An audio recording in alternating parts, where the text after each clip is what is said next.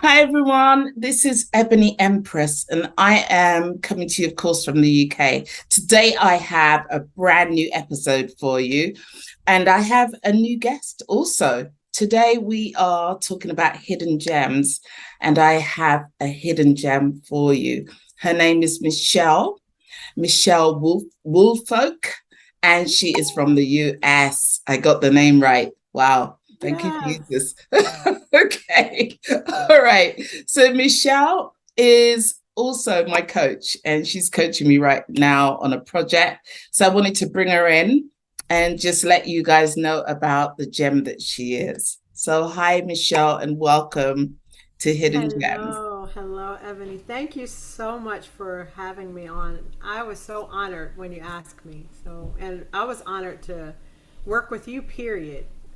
I appreciate you. Thank you so much. Okay, no problem. So, first question, tell us about Michelle. Who is Michelle Wolfberg? I am a lifelong learner, is what I am. And I love to see people get it. Get whatever they want to learn. If they have a goal to reach that goal, that inspires me. That makes me happy. I am a mom, I'm a grandmother, I am an instructor facilitator, I'm a course creator, and most of all, I am a lover of people. Wow. So, you don't look like a grandmother, like I know, but you are a gorgeous human being and you have a great business. Of course, you've just alluded to the fact that you help people to find what they want. So tell me about the business. How did you birth this business that is now an incredible force in our world and people really need to know about? Well, how did you do that? Okay. So actually it started with the inspiration of my daughter. And she would come down once the pandemic hit. We were all relegated to being at home. And so I'm doing virtual classes online and she's living upstairs. So she comes down, they hear me every day. They come downstairs and they hear me going, "Good morning, it's happy Wednesday," or whatever I'm saying to people. And they hear the people replying to me and they hear the ding, ding, ding and chat and people coming off mic. She said, "You know what, Mom?" She said, "You're looking around everywhere for some type of business to do. Why don't you do what you're doing now?" And I love doing course design. I love teaching people and helping people get it. I like to see the light bulbs go off. I really do. So that's where it was birthed. So back in I think it was like November. And I actually she was my first customer and yes, she paid me. She actually paid me. And I created an e-learning for her and I also created a live class for her where she took it. She went in and she made out like gangbusters that weekend. Honestly, she had several people that signed up for the course. They enjoyed it. They learned. They got their certificate and they moved on. So that's who got me into thinking about creating this business. Oh, that sounds wonderful. And we're both situated on the beach today. And I know that's kind of a dream for a lot of people out here who are doing a 9 to 5. They want to get away from a 9 to 5. At the moment, I'm planning my next holiday, right? So we want to go away, we want to enjoy ourselves, but we still have to pay our bills. So Mm-hmm. one of the main reasons why people often set up a business later on in life is to get that freedom. Do you feel like you've achieved that with the business that you've set up? I know that the freedom is coming because right now I'm doing so many things, but that's the ultimate plan. I want freedom of location. So I want to be able to be on a beach like this with my laptop helping someone or on a Zoom call.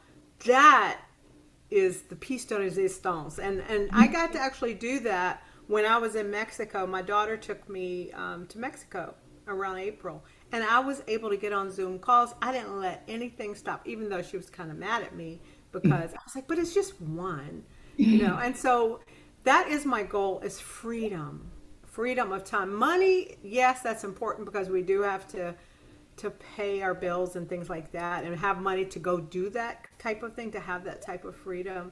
But that wasn't even my overarching goal for starting the business. It was the freedom of time and leaving an impact on the world. So the impact is a long-term goal. The freedom is a short term. Is that what The we're saying? freedom is the long and the short term, honestly, because I would, if you saw my vision board right now, you would see the first part at the top of it says, see me retire. So I would love to retire one day. I'm not a young spring chicken anymore, and I would like to retire and just explore the world without having to worry about anything and leave a legacy for my children. That's the long-term Yeah. goal. Yeah, leave an impact and leave a legacy for them and my grandchildren. Oh, sounds amazing. Sounds like what we all want to do. We all want to be Yes. there.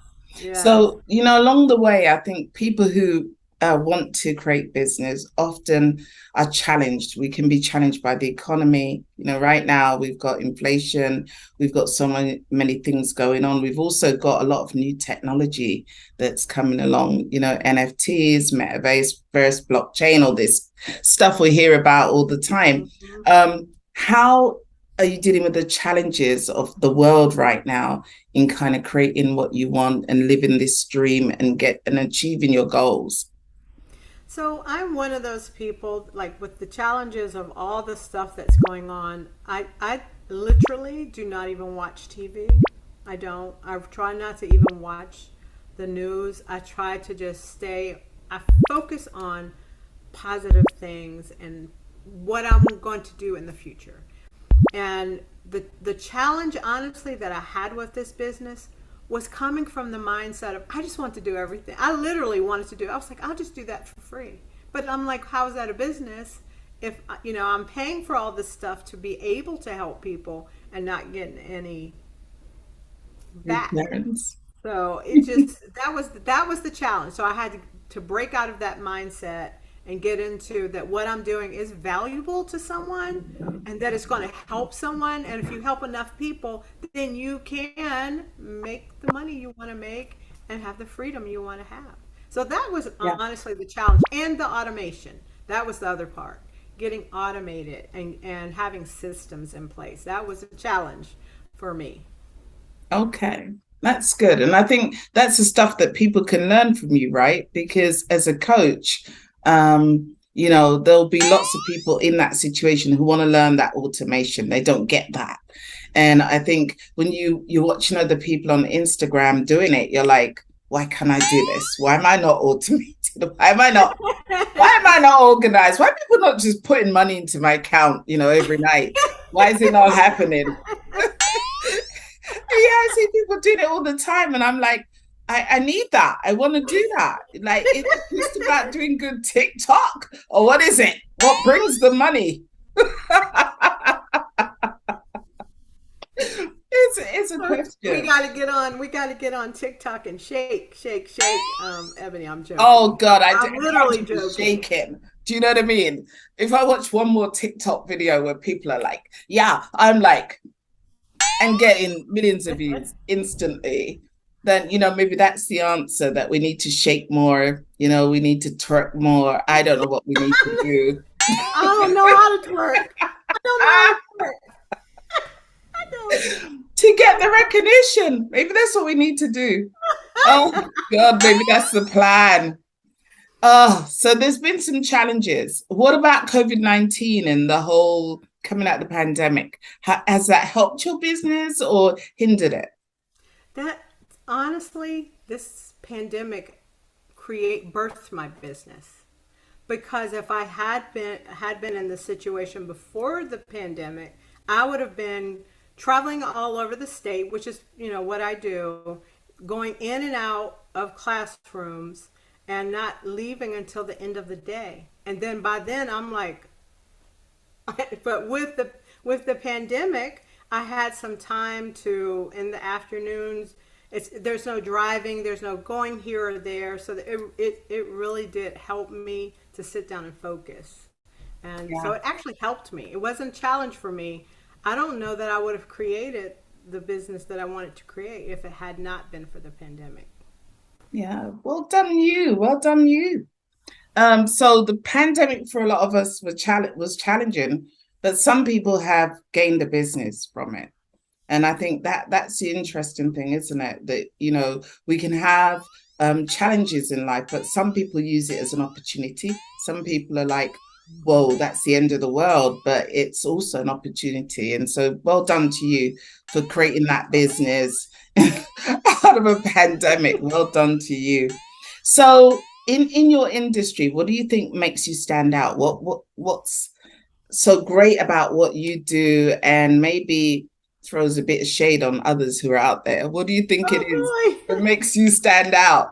And that was probably what I've thought about the most. What does make you stand out, Michelle? And what I say, and I'm not sure if other course creators or other people that are operating as coaches do this or not. I just know what I do. And I know that each and every person that I talk to, it does not just become their project, it is our project. And I see it, I feel it, and I literally am actively engaged in it and wanting even more success than I want for me. That's just me. And the other thing I think that helps me differentiate from some other coaches is that I'm not just saying, here, take this module template and go and do it, or take this workbook and go and do it. No, I want to see you from the start to the finish. I want to make recommendations. And if you're one of those people, and I have had some people, honestly, that needed a little help being able to teach it, to be able, because everybody can talk, yes. Is everybody a teacher? No, No, they're not. true. Even though they create those courses, they think that the only thing they need to do is sit there and not even be seen and not, barely even be heard. Like, I will help the people that I help. I do the coaching for them after the course is created. And I'm sitting there watching them, evaluating, assessing, and giving them almost like a free audit of what they're doing. So that's part Oh, I of think that that's how I does make stand you stand out. That makes you out. stand out, girlfriend. It makes you stand out. Definitely, because I think everybody brings a unique thing to it. You can have a million coaches, and there are many coaches out there. But I think the reason why I picked you was because you had a particular energy around what you were doing. You seemed very certain of the work you were doing, comfortable and confident, which you're going to go like, oh, was that me? But you were. I kind of like that. Really? Yeah, and I think you Okay. believe in what you're doing. Like, you had this believability factor. Like, I felt like, yeah, I can trust this person. So I Because think I there is, love it. yeah, that's the thing that makes you stand out. So if you didn't know, I'm telling you, it does make you Oh, stand thank out. you. Because I had the choice of quite a few coaches, and the one I thought, this person I want to be with, because this person I believe will help me to get where I need to get. So yeah, it is really interesting how other people see you. You may not see yourself, but other people see you. So I wanted to talk about, you were talking about legacy earlier, and how you really want to be remembered around legacy.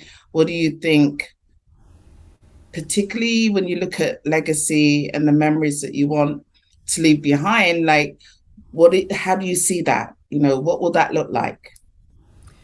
So if I'm thinking about the legacy from my children's standpoint, I want them to say that my mother was a loving, smart, go get 'em kind of person. That she was one of those people that is going to show us the way. She's not going to push us to be what she thinks, but she's going to push us to be who we want to be. And I want them to see me as someone that cared about people, and not just my children, anyone. Just to know that I am who I look like, who I talk like. What vibrational energy you see around me is the real thing. There's no fraud. There's no fake. There's no pretense. I'm a very humble person, And I'm just a grateful person. And I truly, truly, truly want to see people excel and just to be who they are. So that's the legacy. I want someone to say, yep, I know Michelle. She is one of the kindest persons I've ever met. As a matter of fact, in high school, that's what they said. I got voted the friendliest. And and I think I'm hoping that that carries on because I want to be that kind of person. I don't want to be someone that's so out of reach. Even if, when I become, an ultra billionaire, I'm just joking. But even when I become an ultra billionaire, I want you to say, "Yep, I can talk to her. She's personable. She's kind. She's loving." That's the legacy. That's what I want people to remember.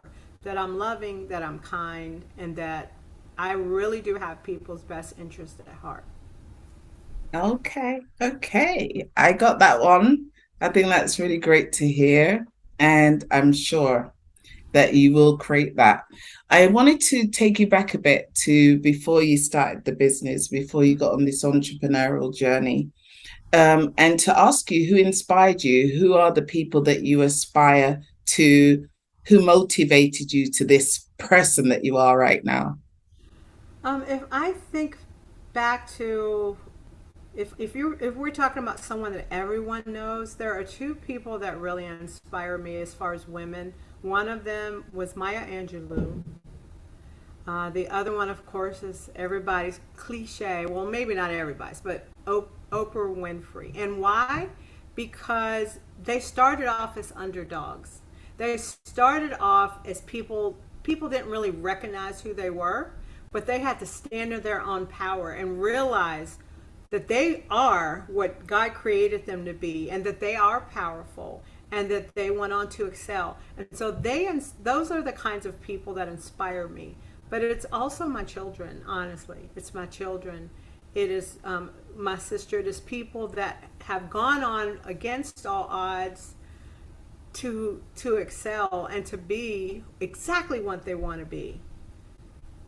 That's what Wow. inspires me.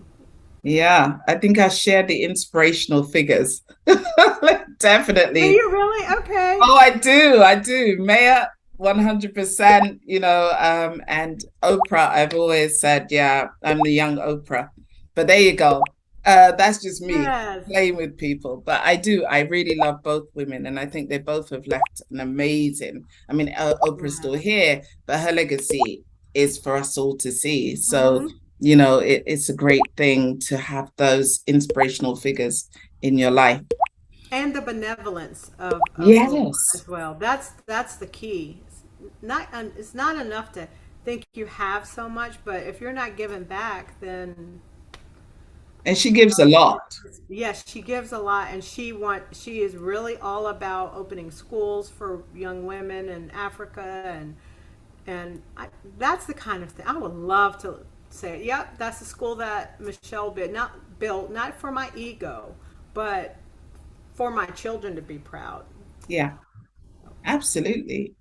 And it will be a testament to who you are as well and who you were while you were here. So I got a final question. Okay. I love books. Okay. I really love books. And two of my favorite books, one is The Four Agreements.